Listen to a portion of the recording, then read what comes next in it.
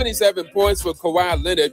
Darius Garland had his best game as a Clipper with 24 points and 6 assists. The Clippers are back over 500 at 37-36. Baseball is back. The Dodgers open the season tonight at home against Arizona. The Dodgers are trying to become the first team to win 3 straight World Series since the Yankees did it in 2000. No debates, no speculation, just the info you need. That's your KBLA Sports Minute. I'm Ray Richardson on KBLA Talk 1580.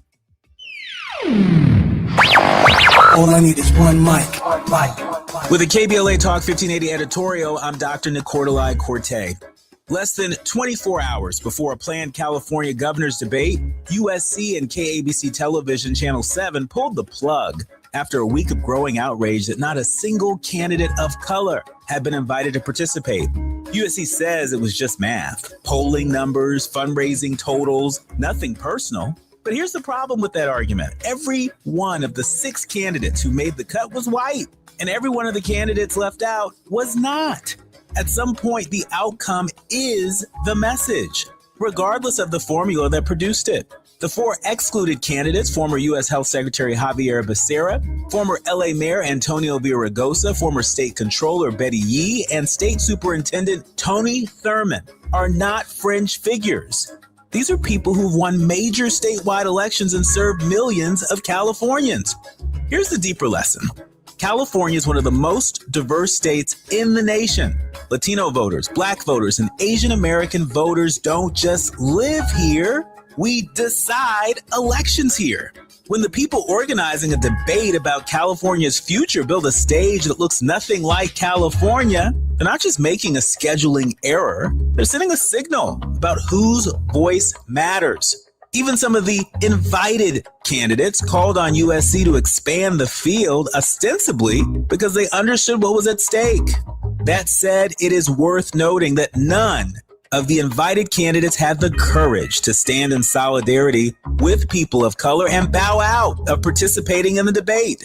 But we'll leave that alone for now. Canceling the debate was not a victory. It was damage control. The real lesson is that diversity cannot be an afterthought in the criteria. It has to be baked into the thinking from the very beginning. Voters of color are not a special interest. We are the electorate. With the KBLA Talk 1580 editorial, I'm Dr. Nicordelai Corte. As always, we welcome your feedback.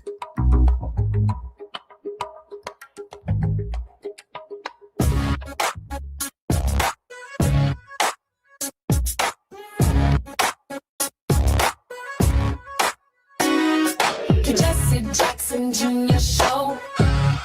The Jesse Jackson Jr. Show. The Jesse Jackson Jr. Show.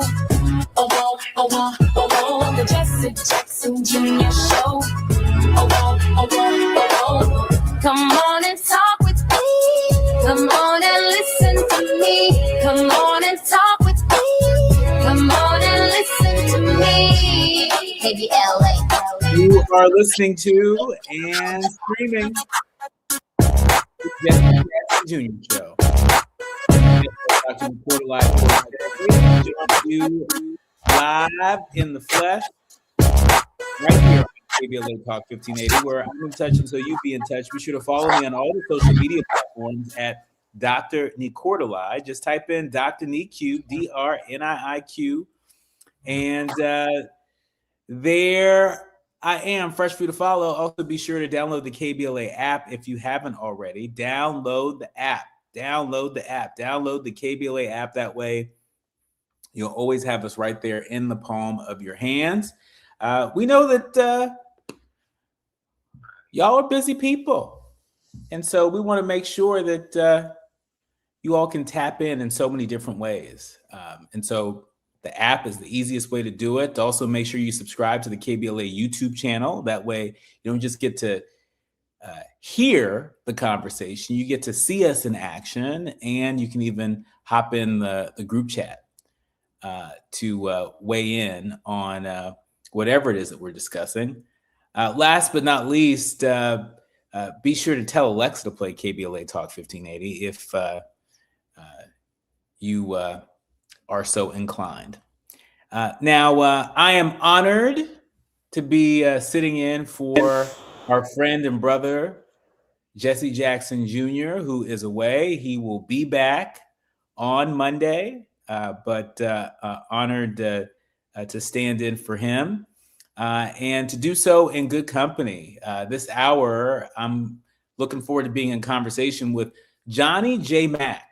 Johnny J. Mack, he is a social entrepreneur and a scholar practitioner with expertise in the areas of peace and conflict and social change movements. He's traveled extensively throughout the Americas, Africa, Asia, Europe, and the Middle East, working in the fields of peace and development and conflict and nonviolent social change. His seminal work, After Confrontation, Then What? It challenges the punitive logic of nonviolent social change theory and practice, and he rearticulates nonviolence beyond the traditional understanding of nonviolent struggle as principally nonviolent resistance. And so I'm really looking forward to being in conversation with Dr. Mack, whose research includes extensive study of Martin Luther King Jr.'s logic of nonviolence and U.S. civil rights. Now, we know that Dr. King warned us. He warned us of militarism. And right now, we are seeing an uptick in militarism around the world. And so in our second hour, we'll be in conversation with Johnny J. Mack. But this hour, we'll be lighting it up with Ted Williams. I enjoyed our conversation so much last time, and so I'm looking forward to being in conversation with him this time. Dr. Ted Williams, he's an educator, he's an actor and author who teaches political science at the City Colleges of Chicago. He's a graduate of the University of Chicago, Rutgers University, and Northern Seminary. He has quite the resume when it comes to acting credits. You might have seen him on NBC's Chicago PD, Showtime's The Chi, various films as well. And when we come forward, we're going to be digging into some of the biggest trending headlines today. You are listening to and streaming the Jesse Jackson Jr. Show. I'm your guest host, Dr. Nikordelai Corte. More when we come forward. It's afternoon drive time with Jesse Jackson Jr. Only on KBLA Talk 1580. All the women who independent, throw your hands up at me. This March, we're turning up the volume on the women who changed everything. KBLA Talk 1580 is proud to celebrate Women's History Month, honoring the trailblazers, truth tellers, and game changers who shaped our world, our culture, and our community. From the freedom fighters to the firsts, from the boardroom to the front lines, from the unsung to the unforgettable, all month long, we're celebrating the stories, the voices, and the conversations that remind us that women, Black women, have always led the way. Don't miss a moment. This is our moment. This is our story. Stay tuned to KBLA Talk 1580, Los Angeles' home for the conversations that matter. I'm your girl, you're my girl, we're your girls. Won't you know that we love you? Roger and Tracy saved over $18,400. Cynthia was recovering from a family tragedy and saved over $10,300. If you are drowning in debt, then call Debt Blue. Debt Blue is a professional debt negotiation firm with over 20 years of experience helping people pay back a fraction of what they owe. Learn how to cut your debt up to half or maybe more. Be debt-free in 24 to 48 months, even with bad credit. With an A+ rating from the BBB, you can rest easy knowing Debt Blue is going to deliver guaranteed debt reduction. Debt Blue offers a success guarantee. You pay nothing unless your debt is reduced or completely resolved. That's right. You save money or it's free. Call now for significant debt relief and a free consultation. 800-200-8879. That's 800-200-8879. You don't have to declare bankruptcy. This program works if you owe $10,000, $20,000, or even $100,000 in debt. Call for your free consultation today.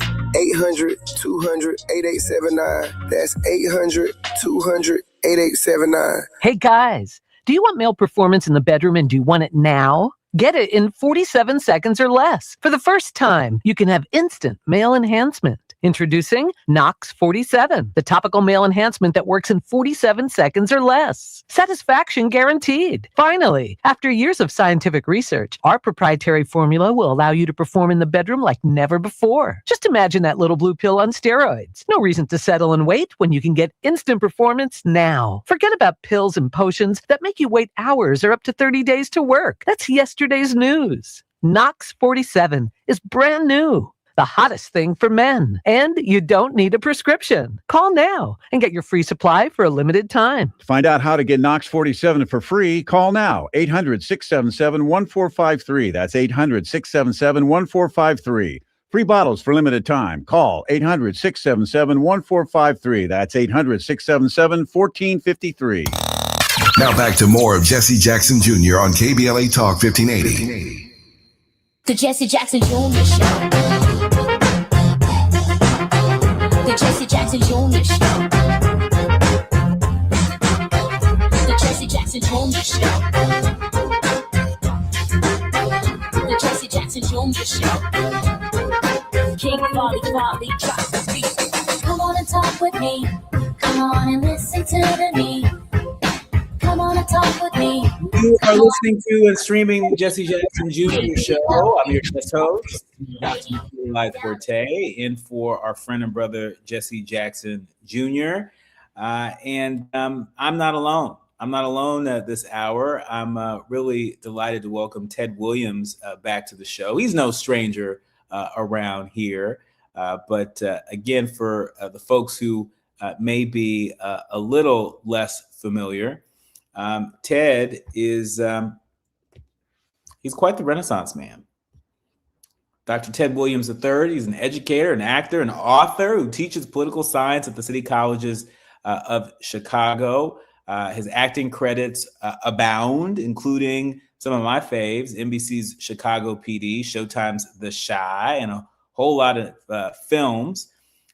He is the former host of WYCC's PBS Television's The Professors, and author of the book, The Way Out, Christianity, Politics, and the Future of the African-American Community, and creator of the musical theater production 1619, The Journey of a People.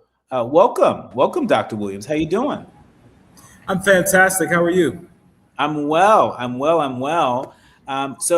Listen, this weekend is a big weekend. We know the No Kings protests are going to be taking place across the country.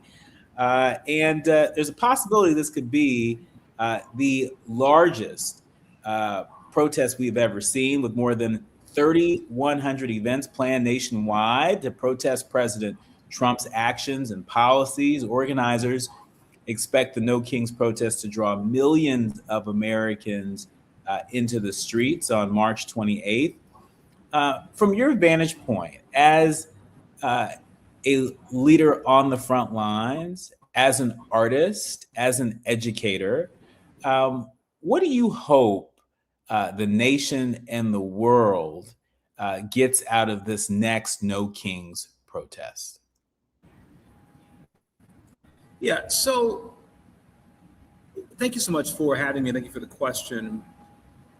I think it's critical that in a time where we are seeing a whole assault on our freedoms, our rights, our civil rights, the progress that has been made in the civil rights movement, that we have to make sure that we are clear, that we stand up and stand against this wannabe dictator. Now, I've had people ask me the question, what does marching even do? What does protesting do? My argument is that protesting at a minimum says, as we have the right in the First Amendment to the U.S. Constitution, to petition the government for a redress of grievances, that we have the right to the freedom of speech. And what protesting does is it says, hey, we will not stand by idly and watch this occur. And in that way, it is not only critical for us to exercise that right and understand the authority and the power that we have as citizens, but also to let the powers that be know that we're watching you and we're not going to allow you to continue on this course. There are people that will stand against you. They may not be in the political power seats and they may not have the numbers that are required to flip the Congress at this moment, but please trust and believe November's coming. And so this tradition of protest, this tradition of marching and standing up is so fundamental to our democracy that I don't know about you, brother, but I am excited. And I'm excited to see, I'll actually be in DC this weekend. And so I think I'm gonna catch a No Kings protest there. My daughter has an interview for a scholarship at Howard. And so we're keeping our fingers crossed and praying, but I figure part of what we'll do, what she'll do with dad while she's there and mom, is we'll get out there and we will exercise our civic right and responsibility and duty in this country. What better way to teach a young person about their rights than to exercise something like this and engage? So I'm excited. Given so many people who look at the insanity happening in the White House and they say, this ain't my country, not on our watch, not with our tax dollars, we stand against you. Yeah, and that is really exciting. I know the ACLU estimated that the No Kings protest in June 2025, it drew about 5 million people to 1,800 events. And the October 25th demonstrations, they drew 7 million people to 2,500 events. And so the ACLU estimates that the June 2025 protest, that it matched the findings of Harvard University's crowd counting consortium. And so, you know, it is very encouraging to see that this weekend there are over 3,100 events that are planned. That is a record number. And it seems that we are moving in the right direction in terms of lifting consciousness. I know one thing that former Speaker of the House, Nancy Pelosi, often says is, you know, public sentiment is everything.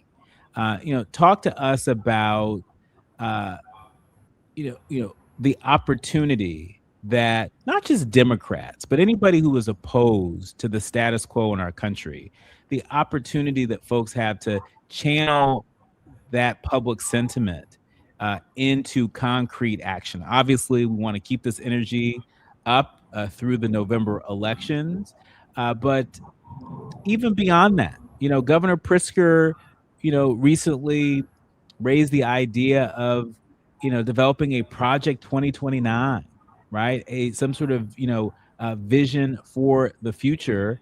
It seems to me that people are showing up at these No Kings protests, not just in opposition to President Trump and his administration and all that they represent that's at odds with our Constitution and the values of this country, but people are showing up defending a better future, no? Yeah, absolutely. I think it is very important that we lay out a vision and agenda for the future. I would suggest not calling it Project 2029, however, because it allows those architects of Project 2025 to have the lead in this, right? And we're just a reaction to that. But it is important because while people will criticize the opposition to Trump as just, sort of fruitless anger, the reality is that people do want a different vision. They do want different policy. They do want a different country. I spent a lot of time thinking. I've been doing a lot of speaking and writing around this 250-year anniversary of this country and what that actually means for us and what kind of country do we want to have going forward. Many of us have lived, half of our lives, if not more than that. And so we won't be here to see the next, iteration of whatever America will be. But I do think that we have the opportunity to lay a foundation for what it can be. And in our generation, as Dr. King did, and as Medgar Evers did, and as Malcolm X did, and as Reverend Jackson did, in our generation, in our time, lay a foundation for equality, justice, prosperity for all people. That is what this is all about. That's what this No Kings rally is about. And so I am heartened and encouraged to know that there are people who say, hey, we don't want to spend billions of dollars on a war that we did not have to engage in, and we can't fund schools. We don't want to be harassing people across the world and engage in regime change, which, by the way, if you think about this is antithetical to even what the founding fathers said. George Washington famously said in his farewell address that there were three things that would destroy the country. A lack of morality and religion is what he said. Political factions through political parties is what he said. And last but not least, excessive foreign entanglements. And he understood even then, and whether you fully agree with George Washington or not, I have some significant problems with George Washington and the rest of the founding fathers. But he was right on this. He understood that our interests were not best met by entangling ourselves in foreign wars. And we're spending almost $1 billion a day on this particular engagement. And so we have the opportunity to say, we want to see a country where there's a higher level of equality. We want to see a country where people can go to school and not have to mortgage their future, not have to go $100,000, $200,000, $300,000, $400,000 in debt for a dang on college degree. What is wrong with us saying that? We want a country where you can have equality across the board. I live in the state of Illinois, and we have a very unequal system of funding our educational institutions, our schools for young people. These are things that I'm willing to stand with you and folks like you and people across the world and say, no, we want a different future. We saw this first 250 years, and there were some good things, but we want to chart a different course. We want to unequivocally say that slavery was wrong, as our country could not figure out how to even say that with this UN vote this week, where there were three countries in the world when Ghana put forth this resolution that slavery was the most grave injustice against humanity, 12.5 million people. And this country that so many of us claim to love, this country that so many of us have invested our lives in, had the unmitigated audacity to tell its 40 million African-American citizens, we don't apologize about it. I mean, can we just pause right there for a second and take a breath and take that in, because that's wild to me. I'm not surprised by it, but the impact of it is still wild to me. I believe the three countries that voted against this were the United States, Israel, and Argentina. Yes, sir. Yes, sir. And the European Union abstained, right? So Great Britain and the EU, so they abstained because they don't want culpability. Although they've actually shown more willingness to apologize and take some responsibility for their engagement in the slave trade than we have. And I'm gonna tell you this, my brother, and I know you know this very well, and I say this in all kind of forums, whether they are forums for people that look like us, forums for people that don't look like us. America keep playing with this, and you don't take accountability for what you've done, we won't have another 250 years. Full stop. Full stop. You're right, because this is America's original sin. And what this is really about is it's about atoning for your sins, right?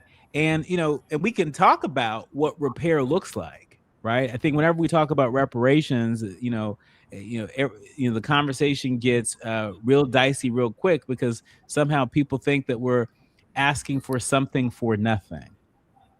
But repair runs deep. We've seen examples of this around the world. Whether we're talking about some of the ways in which the people of South Africa began to heal and attempted to heal following the brutal apartheid system there, in which case remnants of it still exist there today. But we've got to figure out a way to atone for this. Otherwise, I'm with you. These next 250 years, not a sure thing.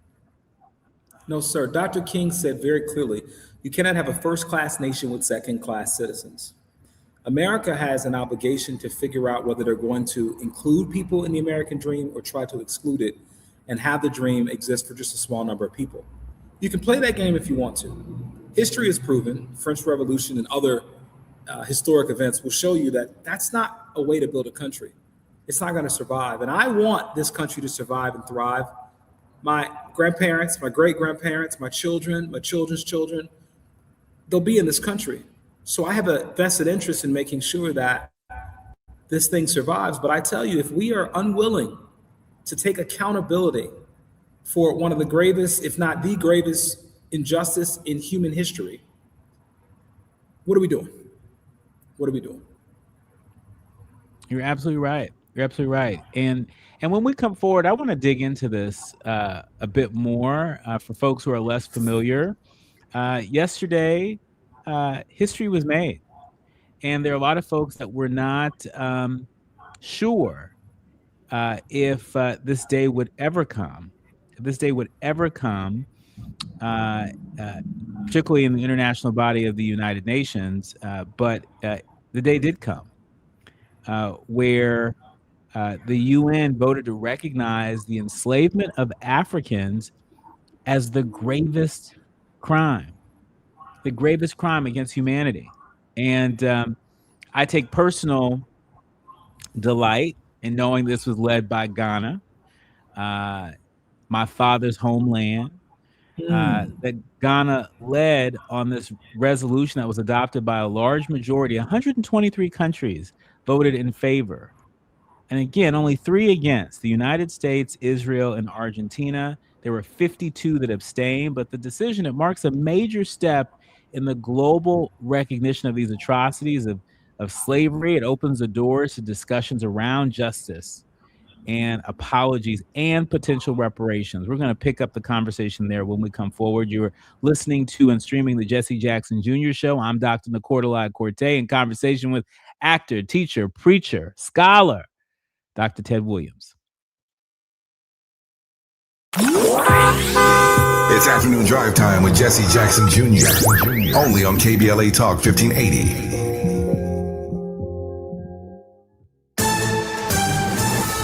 I'm Amber Payton with BIN News Now. Black Chicago Mayor Brandon Johnson is vetoing an ordinance that would freeze tipped worker wages. The working people in this city will always have a fighter. The city council had voted to keep the lower wage, but under current law, it's set to rise to $16.60 by 2028. Breonna Taylor's mother is speaking out after the Justice Department asked the judge to drop charges against 2 officers tied to the warrant in her death. Tamika Palmer says Breonna, who was Black, was killed because of lies and negligence and believes someone should be held accountable, calling the DOJ's move both confusing and angering as the case continues to draw national attention. And America's first Black fighter pilots are being honored today for Tuskegee Airmen Commemoration Day. In Indiana, Governor Mike Braun recognized their legacy with a proclamation at Indianapolis International Airport. Get BIN News Now on demand 24/7 on the iHeartRadio app.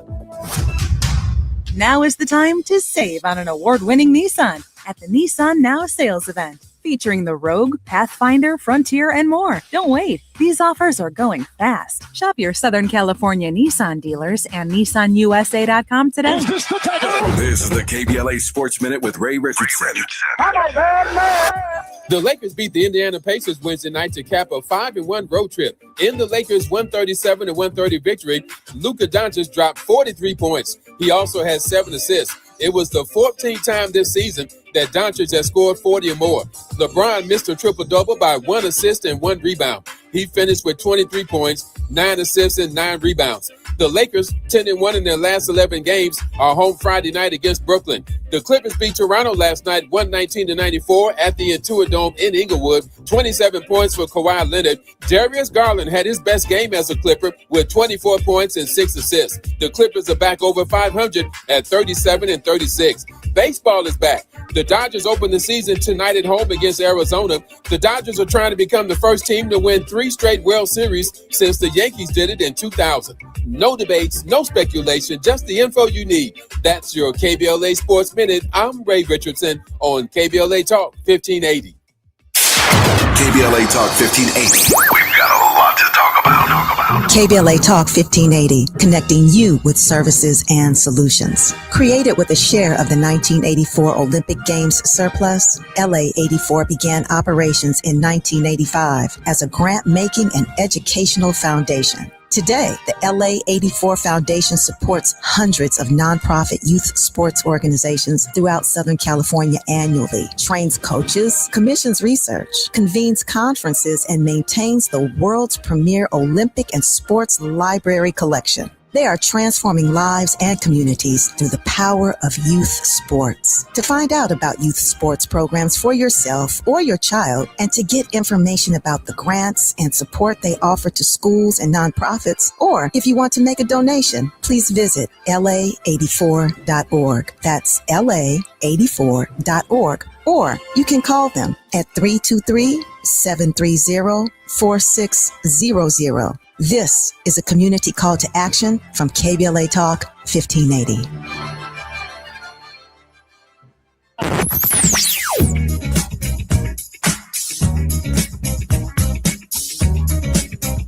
This is KBLA Talk 1580. Talk radio. That's music to your ears. We're unapologetically progressive. KBLA Talk 1580. We've got a lot to talk about. I'm Reverend Gerald, the life coach. Is someone you love struggling with addiction and mental illness? Is improving your family's health important? Want to leave a legacy that your family can grow? Are you ready to enhance your perception of life experiences? Then wake up weekends at 7 a.m. with Urban Family Focus and get the wisdom, opportunity, resources, and motivation to live your best life. Join the conversation on Urban Family Focus Saturday and Sunday at 7 a.m. Unapologetically progressive. KBLA Talk 1580. We've got your black.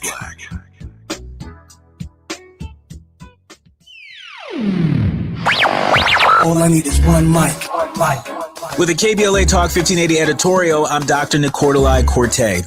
Less than 24 hours before a planned California governor's debate, USC and KABC Television Channel 7 pulled the plug after a week of growing outrage that not a single candidate of color had been invited to participate.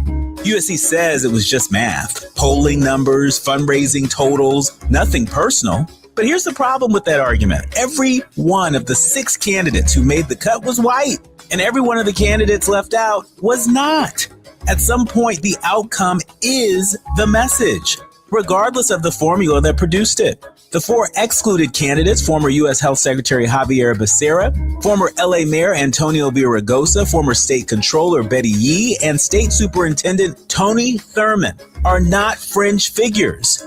These are people who've won major statewide elections and served millions of Californians. Here's the deeper lesson.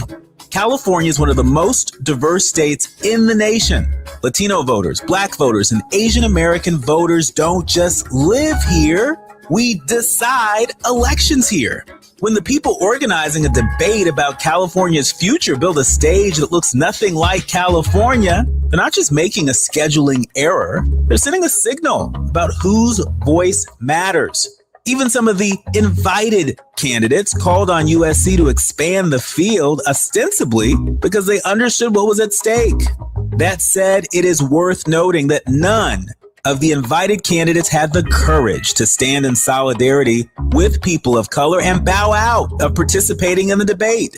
But we'll leave that alone for now.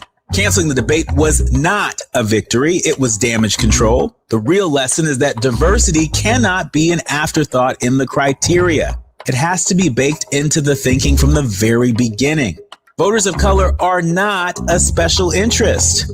We are the electorate. With the KBLA Talk 1580 editorial, I'm Dr. Nicordelai Corte. As always, we welcome your feedback.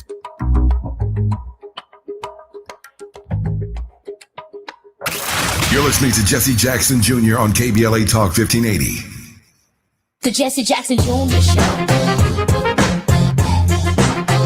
The Jesse Jackson Jr. Show. The Jesse Jackson Jr. Show. The Jesse Jackson Jr. Show. King Volley, drop the beat. Come on and talk with me.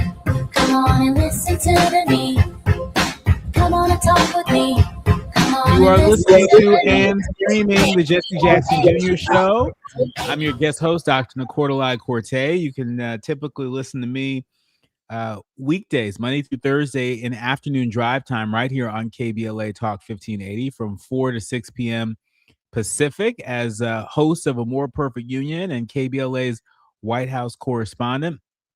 I am delighted, though, to be standing in for my friend, my colleague, my brother Jesse Jackson Jr., who is away. He will be back on Monday. But for now, please welcome back to the show Ted Williams. He's an actor and teacher and preacher and scholar. He's a Renaissance man, and he is here to help us sort of take a look beyond the headlines. Beyond the headlines, we've been talking about how the UN has called for reparations to remedy the historical wrongs of trafficking enslaved people. The Associated Press is reporting that the UN General Assembly just yesterday adopted a resolution declaring trafficking of enslaved Africans the gravest crime against humanity and calling for reparations as a concrete step forward remedying historical wrongs. The vote in the 193-member world body was 123-3 with 52 abstentions. Argentina, Israel, and the United States were the three members voting against the resolution. The United Kingdom and all 27 members of the European Union were among those that abstained. And while the U.S. opposes past wrongdoings of the transatlantic slave trade and all other forms of slavery, it, quote, does not recognize a legal right to reparations for historical wrongs that were not illegal under international law at the time that they occurred. That's what the Deputy U.S. Ambassador, Dan Negrea, said before the vote. What do you make of what that Deputy U.S. Ambassador had to say? This idea, Dr. Williams, this idea that, well, it wasn't illegal at the time, and so we don't have to recognize it. What do you make of that argument? Well, I'm not a cursing man, but I have a few curse words that popped in my head when I read that. So I'll let you imagine what those might be. Do they rhyme? Do they rhyme with feline? Any of them rhyme with feline? Exactly right. So I will tell you this, man. You know, that first of all, people they think people are stupid. Okay, I mean, I don't know how to say this in a more articulate and sophisticated way. We understand that after Europe ended their participation in the slave trade, the Americans continued. They kept on going. So there were times at which that even the international community had made it clear that this was immoral, a crime against humanity, that it was illegal, and the United States continued. The United States also has failed to live up to its own words. 1866, the Civil Rights Act, We understand that, first Civil Rights Act, we understand that the United States government went forward with this plan, General Sherman's Field Order number 15, to set aside 400,000 acres of land for the newly freed, 4 million newly freed African Americans from Florida up through South Carolina. They did not keep their own promise. That promise lasted 6 to 9 months, and the southern states essentially fought them tooth and nail. Andrew Johnson abandoned the plan. And so if you had just lived up to what you said you were going to do 100 years before, the Civil Rights Act, 64, Voting Rights Act of 65, the Housing Rights Act of 68, if you'd just done that, we'd be okay. We wouldn't have to be having these conversations. But you did not do that. Dr. King said, be true to what you said on paper. You said it, we didn't say it. Lincoln understood this, we didn't say this. You wrote the Declaration, Thomas Jefferson, and said we hold these truths to be self-evident, that all men are created equal and are endowed by their creator with certain inalienable rights. Among these are life, liberty, and the pursuit of happiness. You said this. And then you brought us here, denied us access to that, and then pretended for generations that you did not do this. Continued the work. And then ultimately freed, if you will, African Americans, gave us some modicum of rights.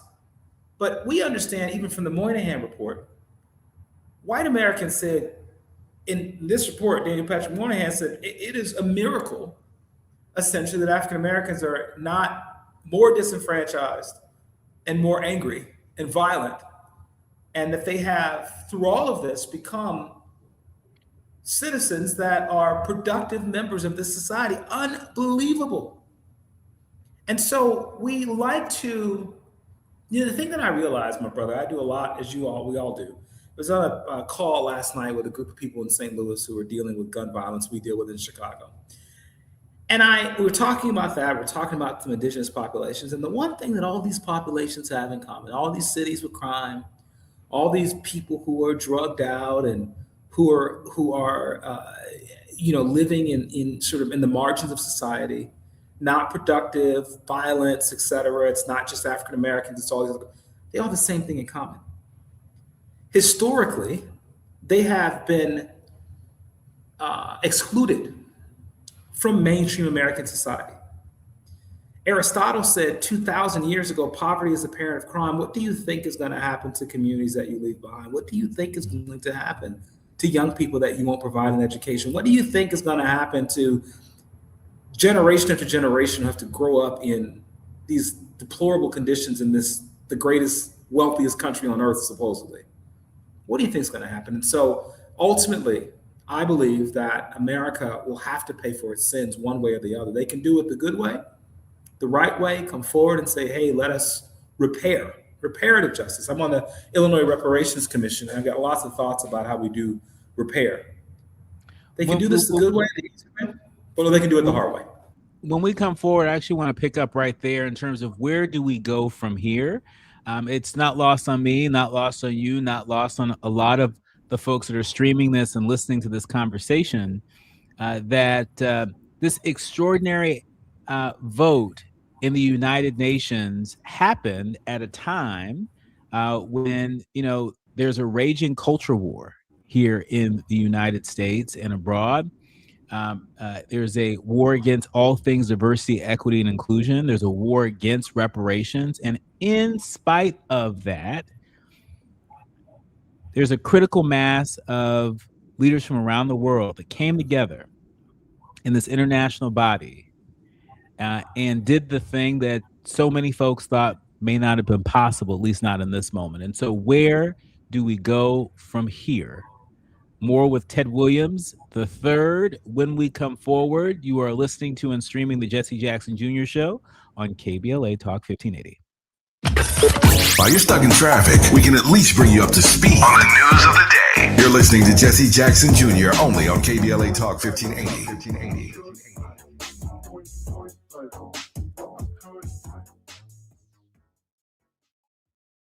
Los Angeles, our homes are more than property. They're legacy. Right now, one of the largest wealth transfers in history is happening through real estate, and too many homeowners in our community are losing hard-earned equity. Donald L. Bishop Jr., associate broker with Coldwell Banker Realty, is committed to protecting families' equity through integrity and transparency. With over 20 years of real estate experience, he represents sellers, buyers, and especially seniors. Call 323-401-4126. Live well with Donald L. Bishop Jr., Calbree number 019-77035. Texting happy birthday is lazy, and sorry for your loss deserves more than a card from aisle 7. Say it right with Nappy Expressions greeting cards filled with faith, humor, and heart. Visit nappyexpressions.com. That's NAPPYXPRESSIONZ.com. Nappy Expressions is proud to sponsor the Women's History Month Total Takeover, Friday, March 27th, amplifying the voices of women all day, all night, only on KBLA Talk 1580. This is a special alert to all Americans who own a vehicle with less than 200,000 miles with an auto warranty about to expire or with no warranty coverage at all. Due to a decline in the economy, CarShield is announcing a low-cost month-to-month vehicle protection plan that is now available to the public to save any driver out-of-pocket expenses on future auto repairs. Call now to find out how you can pay almost nothing for covered auto repairs. Yes, you heard that correctly. Pay almost nothing for covered auto repairs. An open phone line has been established for all drivers to call for a free quick quote. Call 800-478-6430 now. Drivers who are covered will not have to pay for covered repairs again. This protection plan is at an all-time low. Additionally, drivers who activate this vehicle protection today will also receive free roadside assistance, free towing, and car rental options at no additional cost. Call us for your free quick quote today. 800-478-6430. That's 800-478-6430. What do you have to lose? Call 800-478-6430. Again, 800-478-6430. KBLA Talk 1580. We've got a lot to talk about. KBLA Talk 1580, connecting you with services and solutions. Created with a share of the 1984 Olympic Games surplus, LA 84 began operations in 1985 as a grant-making and educational foundation. Today, the LA 84 Foundation supports hundreds of nonprofit youth sports organizations throughout Southern California annually, trains coaches, commissions research, convenes conferences, and maintains the world's premier Olympic and sports library collection. They are transforming lives and communities through the power of youth sports. To find out about youth sports programs for yourself or your child, and to get information about the grants and support they offer to schools and nonprofits, or if you want to make a donation, please visit la84.org. That's la84.org. Or you can call them at 323-730-4600. This is a community call to action from KBLA Talk 1580. Lena Bloom for the Bail Project. Imagine you're stuck in a jail cell and you can't afford bail, and someone offers you a way out. Just plead guilty and you can go home and kiss your kids goodnight. What do? What thousands have. You plead guilty whether you are or not. Cash bail makes poverty a crime. That's why the Bail Project helps those who can't afford it while fighting to end cash bail, because freedom should be free. Brought to you by the Ad Council. I can't believe how spotless my floors look after using the Swiffer Power Mop. No more dragging around a heavy mop and messy bucket. Now I get the same deep clean without all the work. Thanks to the powerful solution and scrubbing pad of the Swiffer Power Mop, dirt and grime don't stand a chance, and I don't break a sweat. Mic drop. Mop drop. Swiffer Power Mop. Swiffer Power Mop. A smarter way to mop. Try it or your money back. Now back to more of Jesse Jackson Jr. on KBLA Talk 1580. The Jesse Jackson Jr. Show. The Jesse Jackson Jr. Show. The Jesse Jackson Jr. Show. The Jesse Jackson Jr. Show. King Folly drops the beat. Come on and talk with me. Come on and You are listening to and streaming the Jesse Jackson Jr. Show right here on KBLA Talk 1580. I'm your guest host, Dr. Nick Corte, in for our friend, our brother who is away. He'll be back here in the seat on Monday. But for now, I'm really enjoying the conversation with Dr. Ted Williams III, educator, actor, author, Renaissance man. He is the author specifically of the book The Way Out: Christianity, Politics, and the Future of the African American Community. He's also creator of the musical theater production 1619, The Journey of a People. And he just was talking about his role as a part of the reparations task force, the reparations commission in Illinois. Did I get that right, Dr. Ted? Yes, the African Citizen Descendant Reparations Commission. And so talk to us about the work that you are leading as a part of that body. And has that work changed at all, given what happened just yesterday at the United Nations? Yeah, so we haven't been together since yesterday, but we are continuing to work. I will say very clearly, as I have to in all my media engagements, that I don't speak officially for the commission, as they have because it's state run, they have a very tight communication ship. But I will speak about my thoughts and my participation in the commission. And what we've been doing is taking the time to do the hard work of developing a harms report that specifies and quantifies the harm that has been done, not only for what the connection was with Southern states, but slavery that occurred even in our state in the North, which there is much evidence of that as well.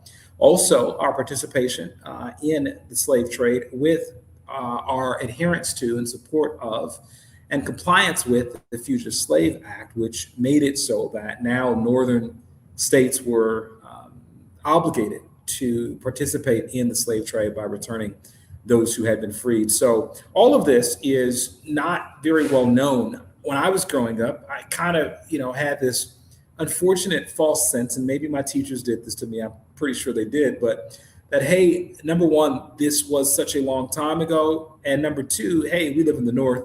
These things did not affect us in the same way. Both are very, very problematic with respect to how we look at these questions of what I like to call reparative justice. See, in politics, there are words that elicit responses, pro-life, pro-choice, Second Amendment. Those are the kinds of words that elicit responses. Reparations is a word that elicits responses from people of African descent and people of European descent. And, I am one who understands navigating political waters. I understand that there are lots of different opinions on reparations, but I cannot fathom how people cannot understand the need for reparative justice. And, I have many thoughts about what that looks like, whether it's harms-based or whether it's lineage-based, whether it is something that we're doing specifically for slavery or whether we're dealing with issues like redlining in recent history. But in all of those things, in all the conversation, it is very clear to me that we have to do something.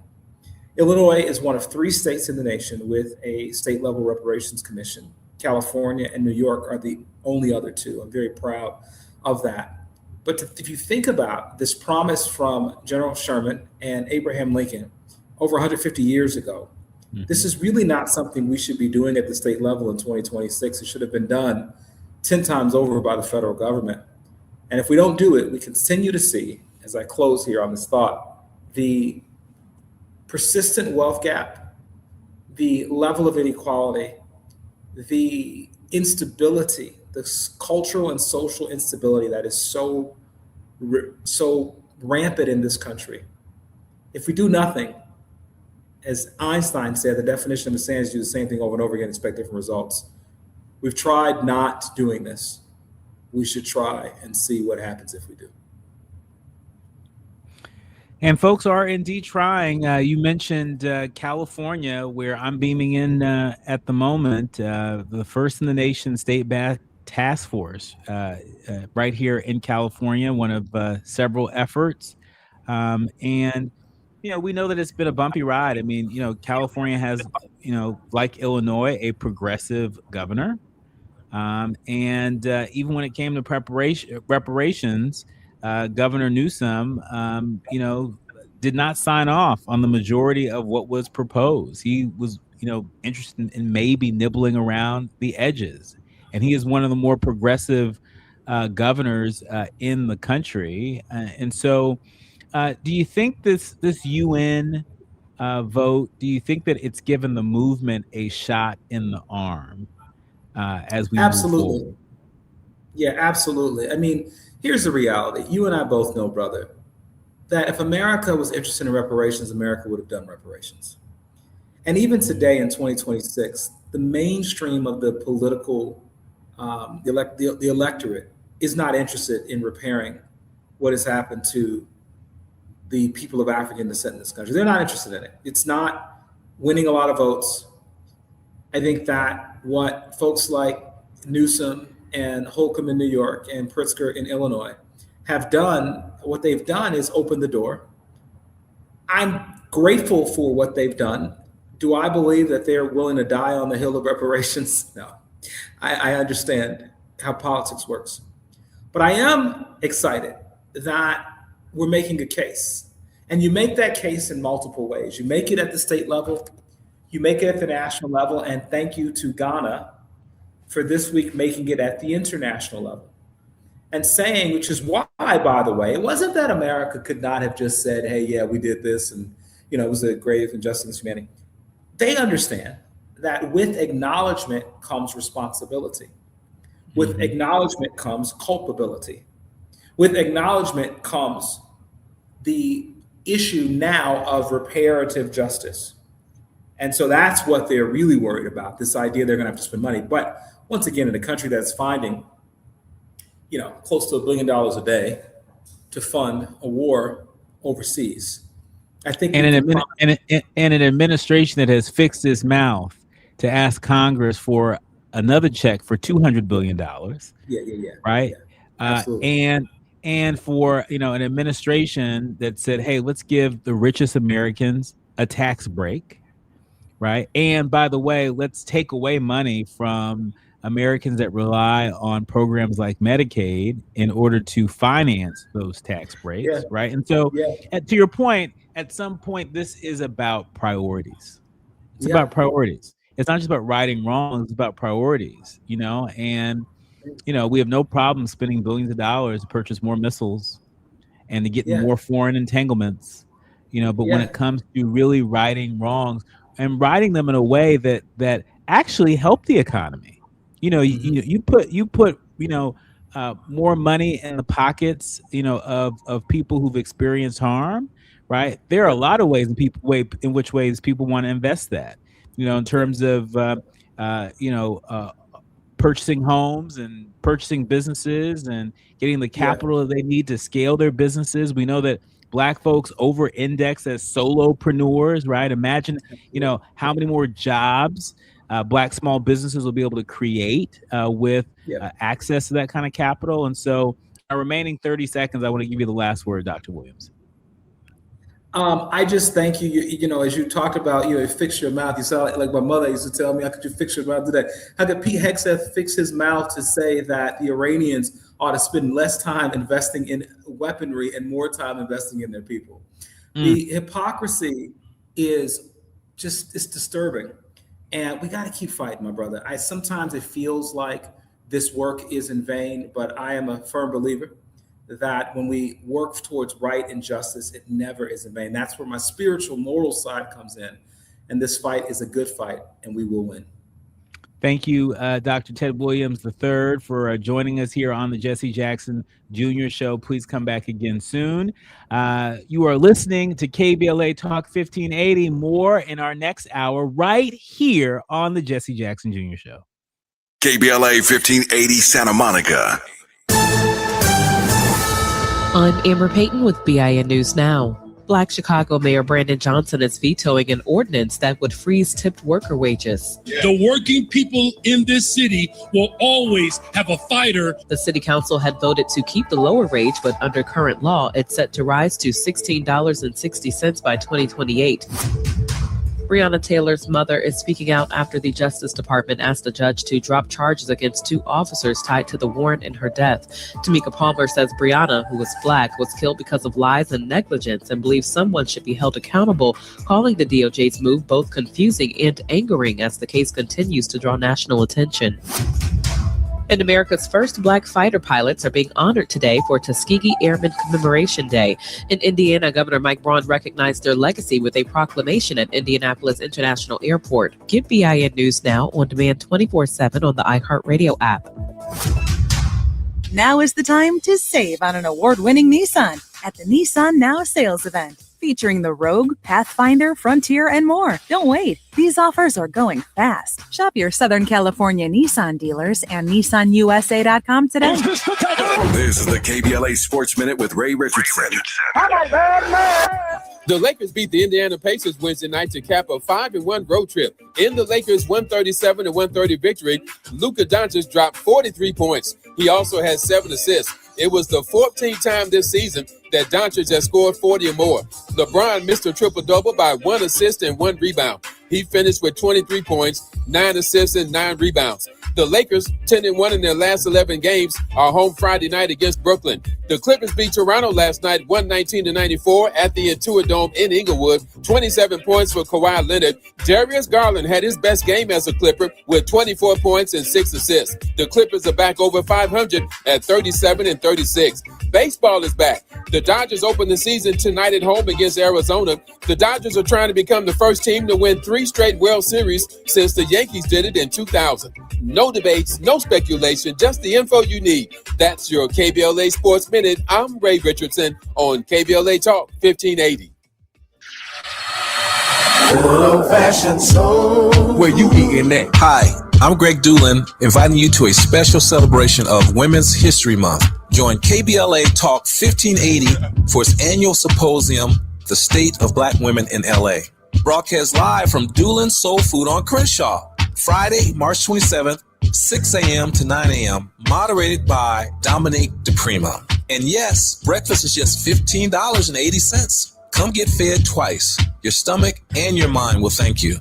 We'll see you Friday morning, March 27th, 6 a.m. to 9 a.m. at Doolin's Soul Food on Crenshaw for the State of Black Women in LA. Broadcast live only on KBLA Talk 1580.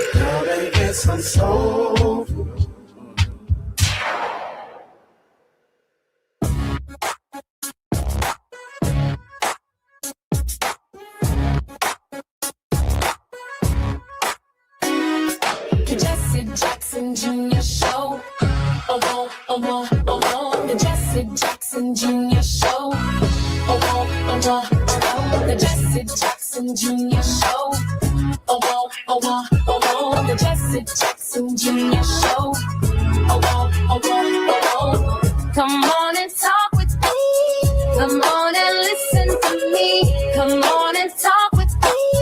Come on and listen to me. KBLA. You are listening to and streaming the Jesse Jackson Jr. Show. I'm your host, your guest host, Dr. Nicordelai Corte. And for the great Jesse Jackson Jr., it has been an honor and a privilege to sit in for our friend and brother who will be back